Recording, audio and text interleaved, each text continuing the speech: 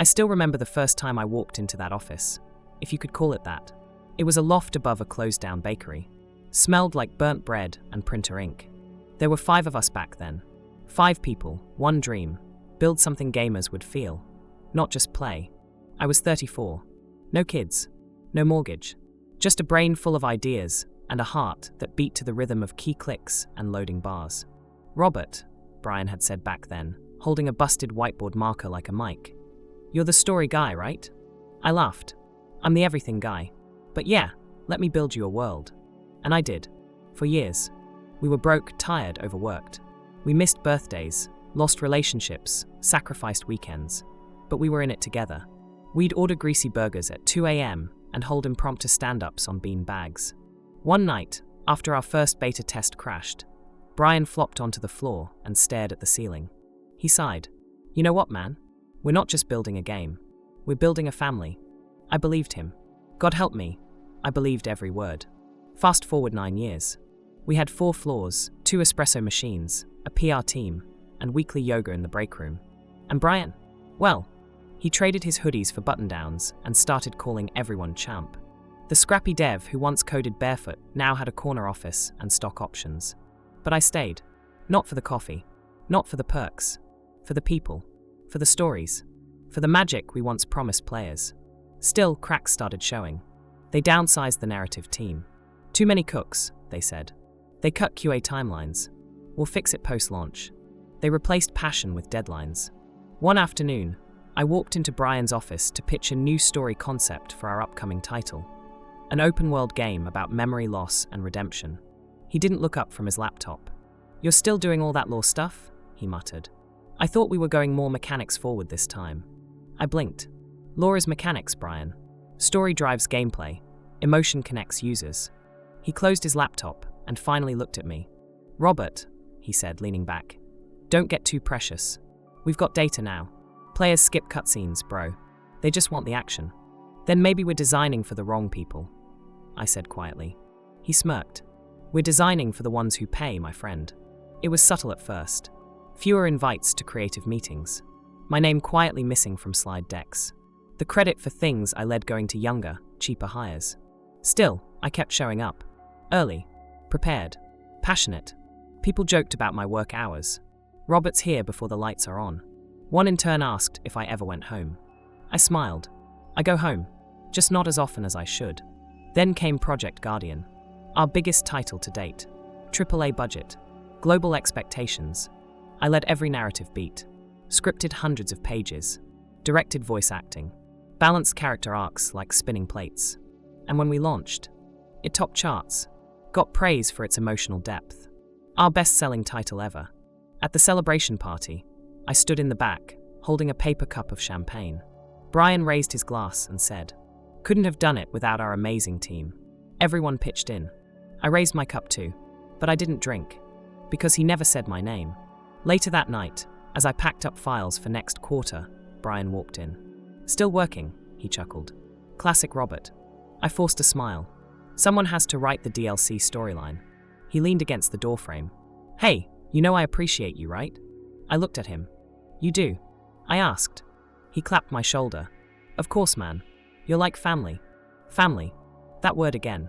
Funny how people use family when they don't want to pay you what you're worth, or when they're about to do something you won't like.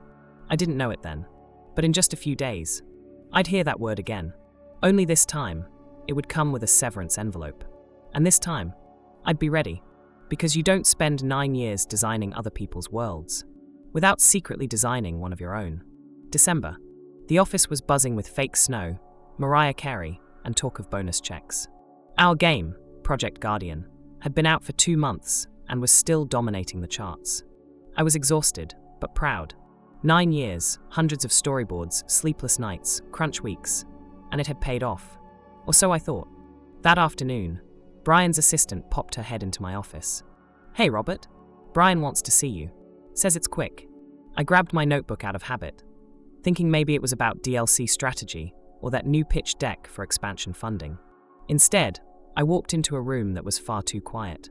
Brian was sitting behind his desk, fingers steepled like he was praying. His smile was tight, forced. He gestured to the chair across from him. Sit, man. Let's talk. I did. Slowly. He leaned forward. Robert, you know we love you. You've been here since day one. You're this company. He paused, like he wanted me to nod and fill in the blanks for him. I didn't. But, he finally added, we're shifting things around.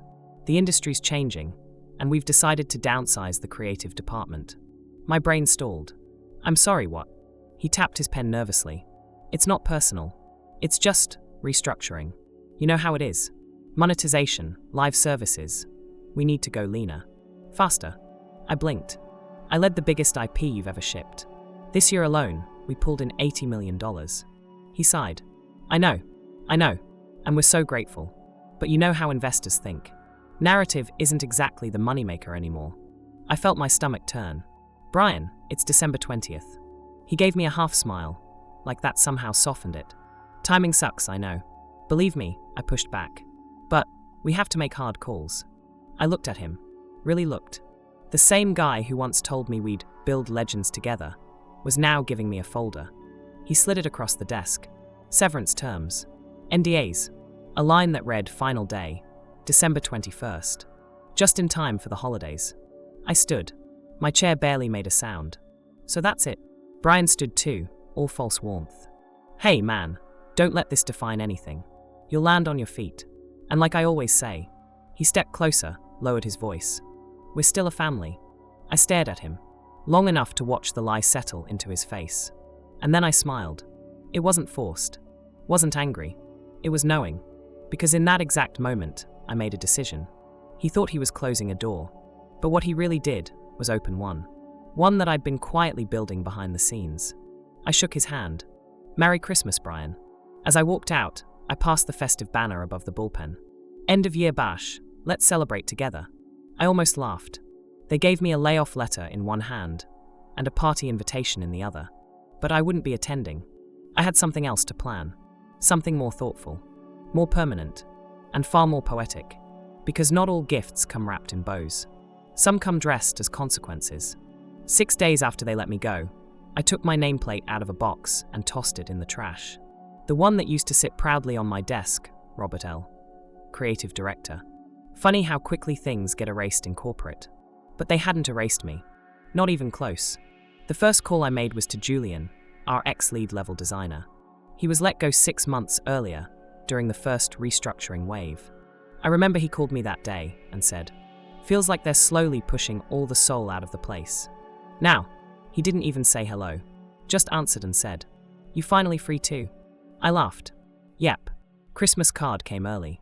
He laughed back. Then let's build something that actually means something. Within 2 weeks, there were 5 of us. Julian, Ava from Narrative, Priya from UX, Darren the back-end magician, and me.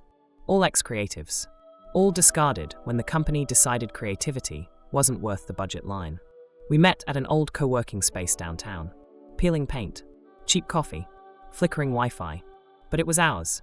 No VPs breathing down our necks. No micromanagement. Just pure fire and freedom. We called the project Fable Theory. Not just a game, an idea. It was personal. A story-driven, single-player narrative that challenged everything the industry had tossed aside. We wrote a world where underdogs remember, where the silent ones win, where betrayal echoes but never triumphs. At night, I'd sit at my laptop, staring at old emails from Brian. Lines like, "Linear storytelling is dead. Nobody reads anymore. Players don't care about lore. Just give them a battle pass." Every time I read one, I'd add something deeper to our game. A twist, a layer, a purpose. This wasn't just about shipping a title. This was a reply. 6 months. Endless takeout. 1,000,000-line edits. Crashes. Rewrites. Late-night debates about emotional arcs and controller haptics. But we did it. One small team, one shared history, and one silent mission. And when we were done, we didn't just hit publish. We booked a spot at Northwest GameCon, a rising expo with major press and investor eyes.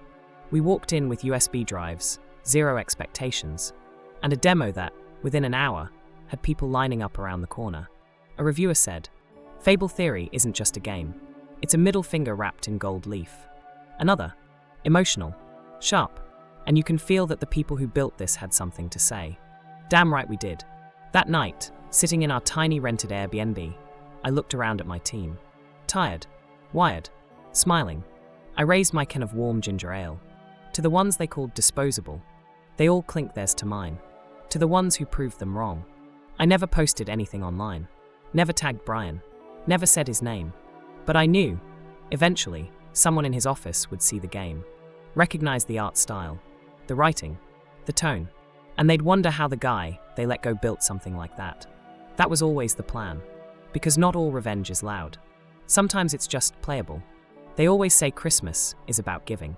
So I gave. Exactly 1 year after I got laid off, same week, same day, I mailed a small black box to my old office. Nothing fancy, just a clean matte case. Inside, a single game disc and a note card that read, "For the family, with love, Robert." No one knew it was coming, but I knew their calendar. I remembered how they threw a big launch party every December. Finger food, fake speeches, that one HR manager who always cried during the slideshow. This year, they were launching a mediocre free-to-play multiplayer title. Turbo Siege 7 or something. No story, no soul, all microtransactions. But halfway through the party, someone opened my box. I heard about it later from someone still on the inside. They thought it was just a promo piece, she told me. So they plugged it into the projector. Huge screen, everyone watching. The logo appeared in glitchy pixel art. Corporate climber. Cue polite laughter. Then came the loading screen. A pixel version of the office appeared. Sterile grey walls, badly lit hallways, cartoon versions of cubicles and vending machines. Then the player character walked in. The crowd stopped laughing, because the character wasn't subtle. Square jaw, bright red tie, comb over, permanent smug expression. It was Brian. The player had to navigate him through levels like deny responsibility, fire the quiet ones, say, we're a family, then cut benefits. Take credit for someone else's pitch. Each level was built with real dialogue, word-for-word things I'd heard over the years. From planning meetings, one-on-ones, exit interviews. Creatives are replaceable. Just give it a shiny skin, they won't care about story. We're not here to make art. We're here to make money. According to my source, the room was dead silent by level 2. Brian stood there, arms crossed. When the game's final level began, lay off your mentor before Christmas. A dialogue box popped up. Press X to say, you're like family to me. Press Y to say, it's just business. And that's when Brian walked out of the room. No speech, no exit smile, just gone. Back at home, I didn't celebrate. I didn't post about it. I just watched the view count tick up. We'd hidden the full demo online under an anonymous indie label. No press, no credits, but people were finding it. Corporate Climber became an underground hit. Reddit threads blew up. Did anyone else have a boss like this? Wait, this line? My manager literally said this. I think this game is about my company. They thought the game would make a little noise. A chuckle here, a sarcastic tweet there. But they underestimated what happens when you give the underdogs a mic and creative freedom. Within a week, Corporate Climber went viral. Streamers played it live. Players found Easter eggs that referenced real office gossip. Former employees messaged me. That HR side quest. Genius. Did Greg actually say that thing about the Keurig budget? I knew Brian was a clown, but you made him a boss fight? Yes. Yes, I did. And the final scene, where the main character falls into a pit of forgotten resumes while still shouting, "We're like family." That hit a little too close to home for a lot of people. 2 months later, we weren't just a trending game. We were a brand. Publishers started knocking. The first offer was flattering but controlling. The second wanted the IP, not the people. The third? A dream. A full partnership. Global release. And most importantly, we want the team. The whole team. The spirit behind the story. And just like that, we launched our own studio. Legacy Pixel. One cold January morning, I got an email. From Brian W. Subject: open to freelance/consulting work. I almost spit my coffee. Attached, a pristine resume and a too smooth cover letter. Lots of vague phrases: creative leader, visionary management, brand revitalization. The kicker?